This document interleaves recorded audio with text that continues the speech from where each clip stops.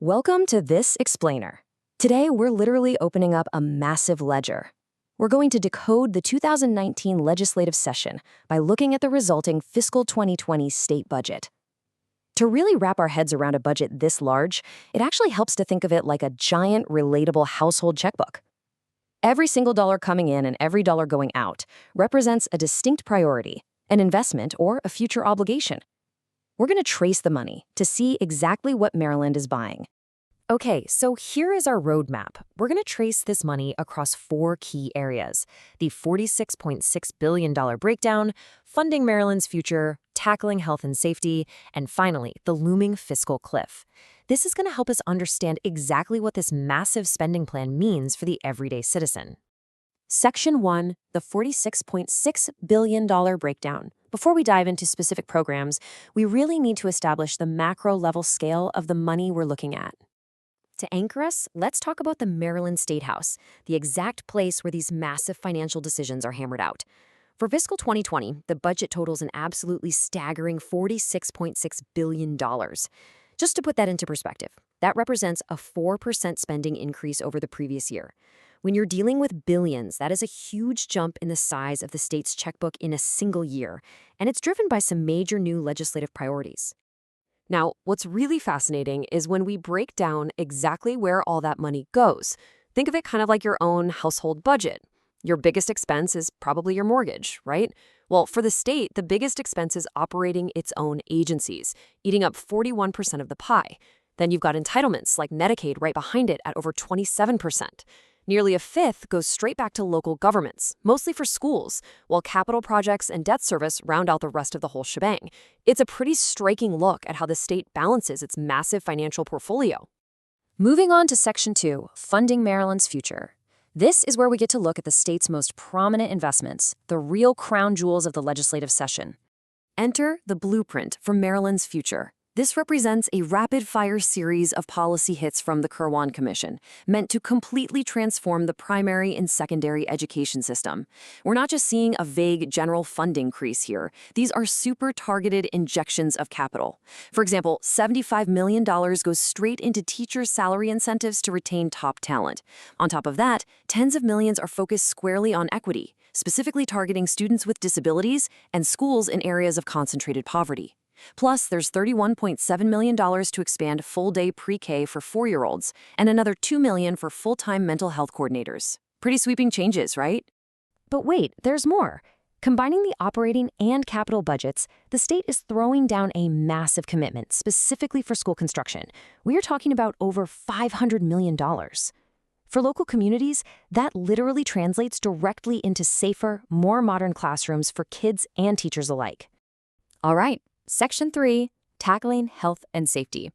Because while education is all about investing in tomorrow, the state's checkbook also has to triage the visceral emergencies affecting citizens right now. And here is a number that really reflects the sheer scale of an immediate public health emergency.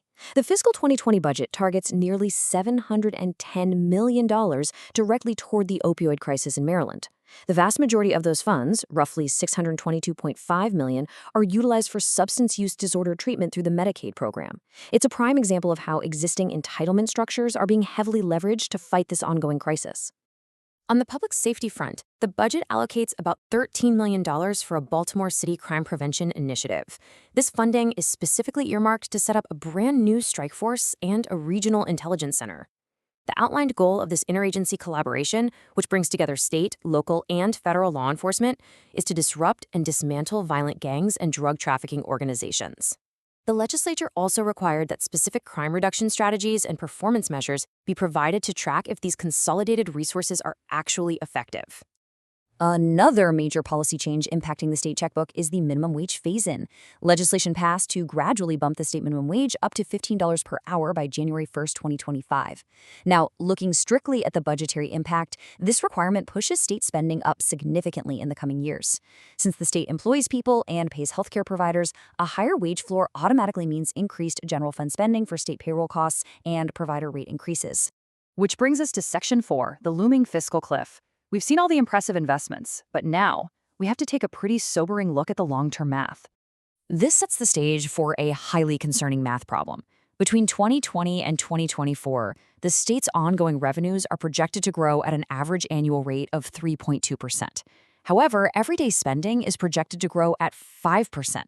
As you probably know from your own finances, anytime your spending is growing faster than your income, you are racing straight toward a financial intersection. The impending drop-off is honestly pretty alarming. In fiscal 2020, the budget actually enjoys a modest $12 million structural surplus, but almost overnight by 2021, that flips into a projected $961 million deficit.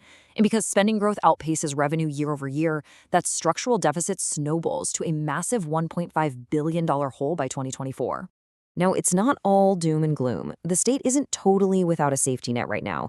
The Revenue Stabilization Account, which is commonly known as the Rainy Day Fund, is projected to hold an estimated $1.1 billion at the end of fiscal 2020. That's about 6% of estimated general fund revenues safely tucked away for an economic downturn. However, you can't use a one-time reserve fund to permanently plug an ongoing structural deficit where everyday spending outpaces everyday revenue. It just doesn't work that way. The long-term structural forecast requires serious attention. Which leaves us with this incredibly crucial question to close out our explainer. With a $1.5 billion deficit on the horizon, how will Maryland pay for tomorrow?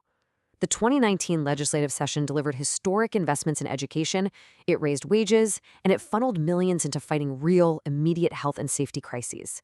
But those commitments have firmly set the state on a path where tomorrow's bills are going to vastly outweigh tomorrow's expected income. Balancing the checkbook in the years to come is absolutely going to require some incredibly difficult decisions. Thank you so much for joining me to decode the numbers today, and keep learning.